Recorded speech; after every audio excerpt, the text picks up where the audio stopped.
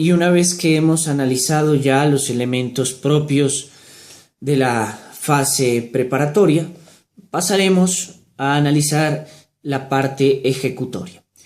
Y la parte ejecutoria fundamentalmente son los actos que se llevan a cabo para la consecución de esa fase preparatoria. Fundamentalmente tienen que concurrir los dos momentos para que el delito se considere verdaderamente un delito en el sentido de lo que esto conlleva.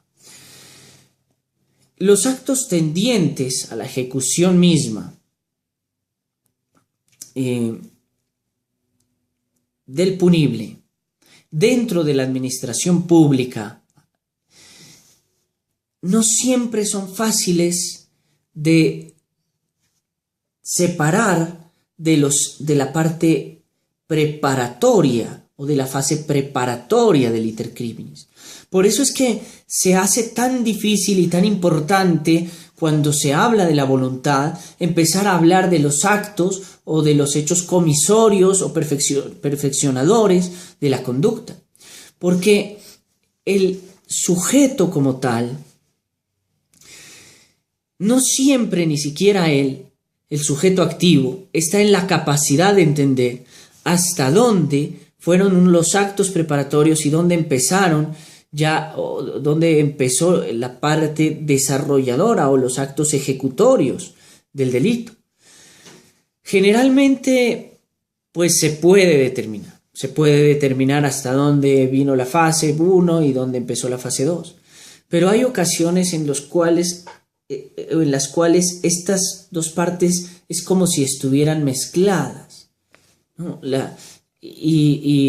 ¿Y cómo sabemos nosotros si cuando se empezó a alterar, por ejemplo, en la celebración indebida de contratos, si cuando se empezó a alterar las formas, si cuando se empezó a alterar el proceso licitador o concursal, si no se inició ya el acto determinante para el perfeccionamiento del delito? O si el delito se iba a perfeccionar en el momento de la firma y lo que se llevó antes fueron actos de un delito diferente. Es decir, esta es una polémica que tendrá que ser atendida, que tendrá que ser llevada no solo por el legislador, sino por los magistrados de las altas cortes, y el juez mismo tendrá que entrar a determinar si verdaderamente se ejercitó la parte ejecutoria o si fue una parte preparatoria y a lo mejor se configuró otro delito, ¿no? Lo mismo, por ejemplo, en el peculado por destinación oficial diferente.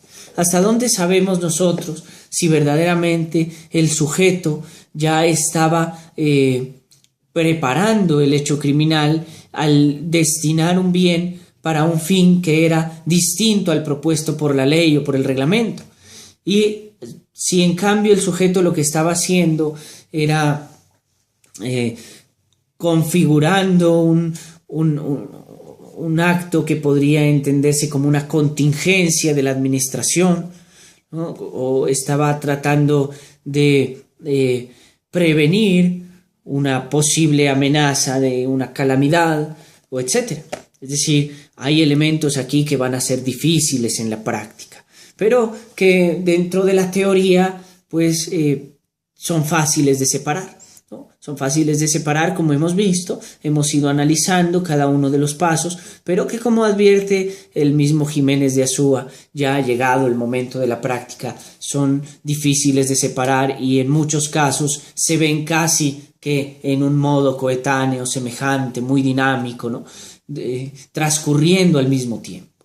Entonces, en ese sentido, vamos a entender la culminación de esta cuarta clase, en la cual hemos analizado algunos elementos propios de la parte constitutiva del tipo penal, de estos tipos penales que tienen que ver con la administración pública y su quebrantamiento, del peligro en el cual se pone el entramado mismo de lo jurídico y su formalismo, su formalidad, cuando no se alcanza a distinguir claramente estos pasos, debido a que se entraría a juzgar posiblemente cualquier otro delito y se tergiverse el querer del legislador, que era proteger un bien jurídico tutelado, y a lo mejor la gravedad del hecho mismo no llegue a consolidarse con una calificación diferente porque los pasos o porque los momentos del iter criminis se confundieron y se llegó a la conclusión o a la calificación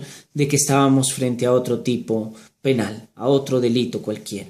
Entonces es fundamental este recorrido que hemos hecho y es fundamental que siempre se tengan en cuenta estos elementos para poder configurar esa parte delictual de los delitos en contra de la administración pública.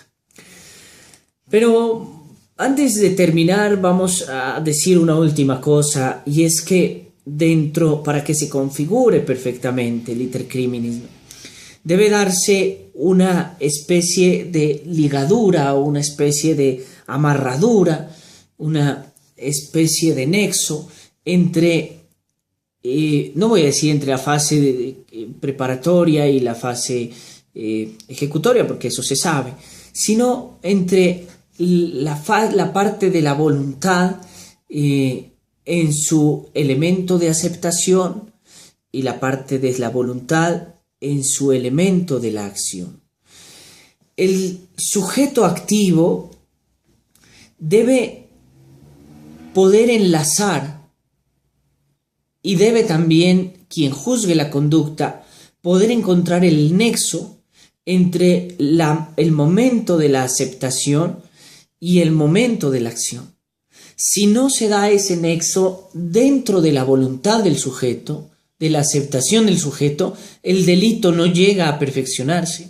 Podría darse una culpa, podría darse un delito diferente, pero no el delito contra la administración que se está persiguiendo a título de dolo. Porque el elemento fundamental aquí, o el nexo fundamental, está en el ámbito de la voluntad.